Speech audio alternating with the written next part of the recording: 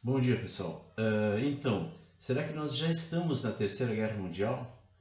Eu acho que nós já estamos. Eu acho que a história vai contar esse período como a Terceira Guerra Mundial.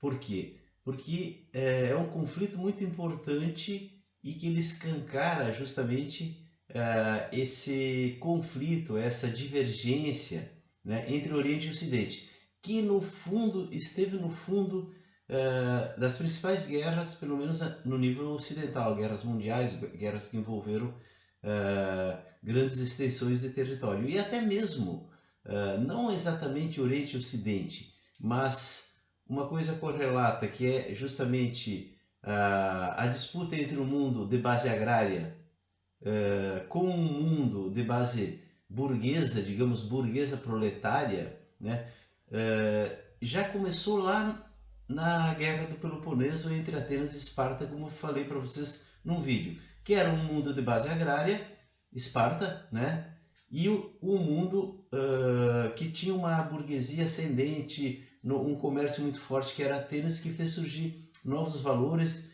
e nova forma de olhar o mundo, a democracia, os direitos individuais, enfim, tudo aquilo que caracteriza o Ocidente da era moderna, certo? Porque, na verdade, Atenas foi uma antecipação, uma espécie de simulação do moderno que só viria depois da queda de Roma e depois do feudalismo, né? Muito bem. Uh, Primeiramente, além de ser um conflito Oriente-Ocidente, é interessante observar que é um conflito no hemisfério norte, como todos os conflitos, na verdade, né? Então, o hemisfério norte que vai dos Estados Unidos, Europa, Rússia, China e volta para os Estados Unidos, na verdade, o hemisfério norte, eles são muito belicosos, né? Ao contrário aqui do hemisfério sul, África e América do Sul, a gente é menos belicoso, digamos assim. Porque eu vejo também, de uma forma planetária, eu vejo que se o planeta fosse uma pessoa, a cabeça seria lá em cima, no hemisfério norte, e o corpo seria aqui embaixo. Então a cabeça ela puxa para si toda a energia, normalmente, né? E ela está sempre alerta e ela é mais belicosa. Mas o corpo é mais pacífico e bota panos quentes. E quando o resto do corpo, que não é tão valorizado até determinado momento evolutivo, ele ascender também, a gente vai poder alcançar o equilíbrio nesse nosso amado planeta, certo?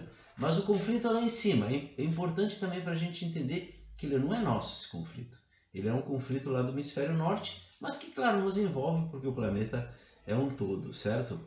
Uh, Ele é também um conflito de gerações planetário. Por quê? Porque o Ocidente é filho da Ásia. Quer dizer, o Ocidente foi feito pelo Oriente. O Oriente preparou em vários aspectos o Ocidente. Isso a gente percebe na história. Eu já abordei isso em outros vídeos, né? A religião foi preparada, a ciência foi preparada, as artes foram preparadas.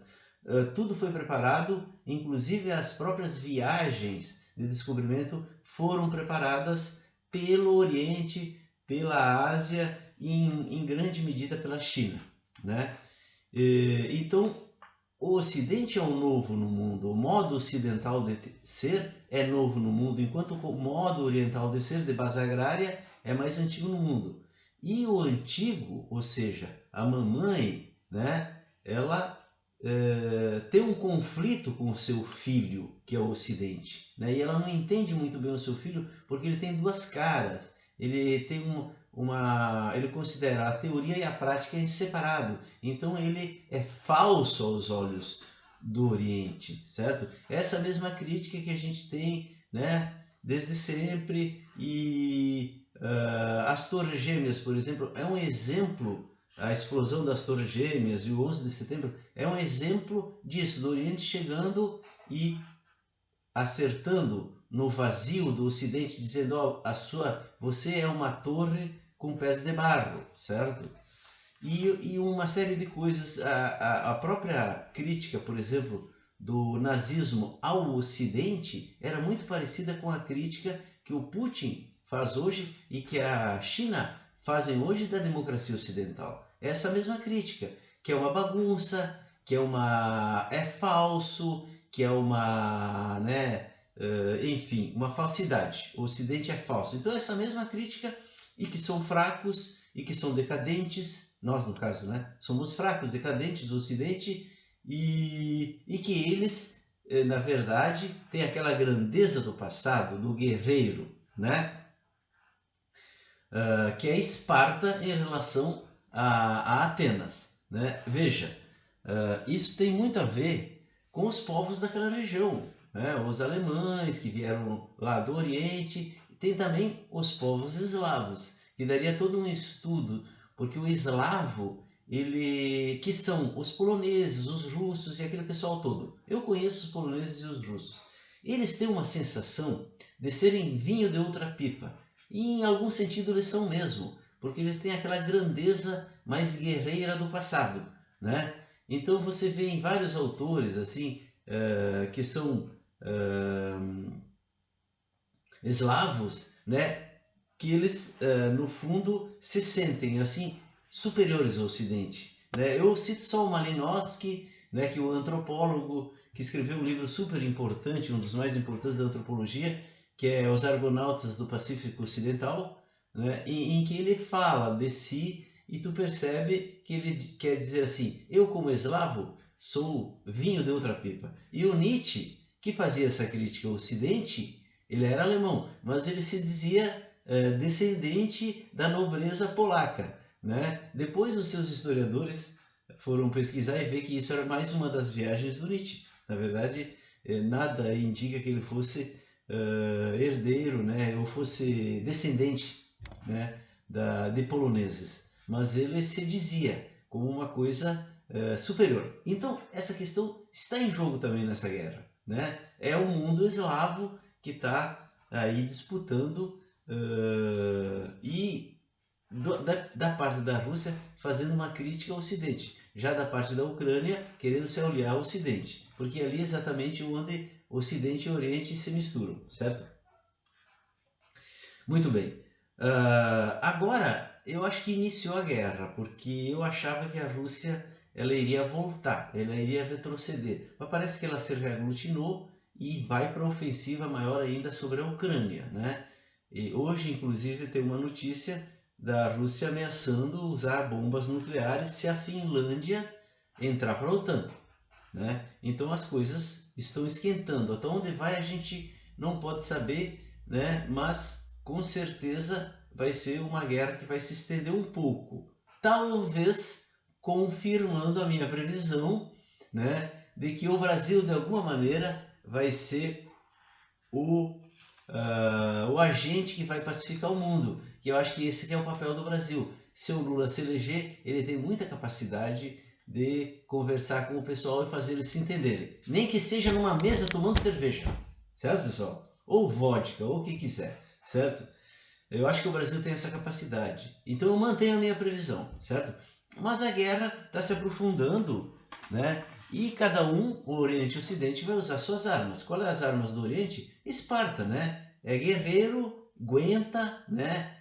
Não vai retroceder por qualquer coisa, consegue aguentar bastante tempo, mesmo suprimindo a liberdade do seu cidadão, mesmo diminuindo o padrão de consumo do seu cidadão, o seu cidadão aguenta, como o Putin disse, né? O Ocidente pensava que a Rússia iria, né, retroceder, mas ele não sabe que quando atacada a Rússia fica mais forte, né? E por trás da Rússia tem a China, né, pessoal? É óbvio que isso aí foi uma coisa tramada entre Rússia e China. Para quê, pessoal? Para levar a hegemonia do mundo novamente para a Eurásia, novamente para aquele continente que é a Europa e a Ásia, como era antes dos descobrimentos. Antes dos descobrimentos, o centro do mundo, pelo menos do mundo europeu, era a Eurásia, ou seja, a Ásia era a fornecedora dos produtos, a China um importante fornecedor, e a Europa, em ascensão econômica, ia comprar os produtos, os grandes comerciantes e tal,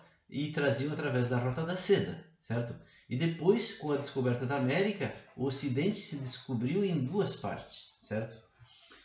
Então, essa guerra foi uma tentativa de levar a hegemonia do mundo de novo para a Eurásia. O Putin, ele ofereceu, durante bastante tempo, uma nova OTAN, digamos, europeia, que seria a Rússia, os exércitos da Rússia, para a Europa. Ele ofereceu para a Europa. Mas a Europa não aceitou. Por que a Europa não aceitou? Porque, na verdade, a Europa é uma questão de mundos. O mundo da Europa é o mesmo dos Estados Unidos e é também o mesmo do Brasil, que é o mundo ocidental, o mundo moderno, com liberdades individuais, entende? Com liberdade para criar, imaginativo, muito criativo, né? Com muita inovação, que dita a moda, dita a arte, dita o cinema, dita a música do mundo, certo? E esse mundo, o Ocidente, preza muito. Então, quando se sentiu atacado em seu mundo, o Ocidente também se fechou. A Europa fechou com os Estados Unidos. Vocês me entendem? Então, essa tentativa do Putin e da China de carregar a hegemonia do mundo para lá não deu certo e possivelmente não dará certo. Tem alguns analistas que diziam assim, porque os Estados Unidos decadente, porque a Europa decadente covarde, submetida aos Estados Unidos, né? Será muito fácil para a China e para a Rússia submeter esse pessoal, levar de novo, né? Nem que seja força, né? A hegemonia do mundo para a Eurásia, e a América e a África vão voltar para onde nunca deveriam ter saído, que é a periferia do mundo, certo? Essa é a visão, na verdade, que está por trás dessa ação de Rússia e China, que está nos livros do Jinping. Ele tem essa concepção. Só que tu não consegue mais levar a hegemonia do mundo para lugar nenhum hoje. Esse que é o detalhe. Os Estados Unidos estão lutando para não perder a hegemonia. Mas o Estado profundo nos Estados Unidos, o Deep State, já se deu conta que não tem mais como. E ele já está tentando se readequar dentro de um mundo multipolar, né? Essa que foi a volta do Biden, né? A volta dos democratas é justamente que tem essa visão. É uma visão de avaliar o mundo e eles tentam, mas também não forçam tanto. Então já se readequaram, estão se readequando. E a hegemonia do mundo não vai mais para lugar nenhum, ela vai ficar pairando sobre todos os países. Então essa tentativa da Rússia e da China, provavelmente ela vai servir para isso, para o pessoal lá de cima, do hemisfério norte, entender de uma vez por todas que tem lugar para todo mundo, que não precisa um invadir outro, não precisa fazer guerra, pode sentar numa mesa e conversar, porque o mundo tem lugar para todos os países, inclusive para as opções das pessoas, inclusive para as etnias, certo? Que a gente não tem que matar, a gente tem sim que fazer viver tudo dentro de um planeta planejado, porque nós somos seres humanos, nós podemos sentar numa mesa e conversar e se entender, nem que seja tomando cerveja, certo, pessoal? Então, isso que eu estou falando aqui no canal é uma teoria, é uma tese, certo? É um modelo de mundo que eu coloco aqui, um modelo planetário, para que a gente entenda cada região, seu papel, para a gente entender o passado do ser humano e a gente tentar entender o futuro do ser humano, certo? E serve para a gente ver se vai acontecendo. Então, aguardemos os próximos capítulos dessa guerra, que eu não comecei, nem começaria, porque eu não acho que é assim que se resolve as coisas, né? Mas ela começou, independente da nossa vontade. Então, a gente vai poder observar e ver se essa colocação, se esse modelo que eu coloco aqui no canal, ele serve ou não para explicar esse conflito que espero que não demore muito para acabar. Certo, pessoal? Um abraço, até o próximo vídeo.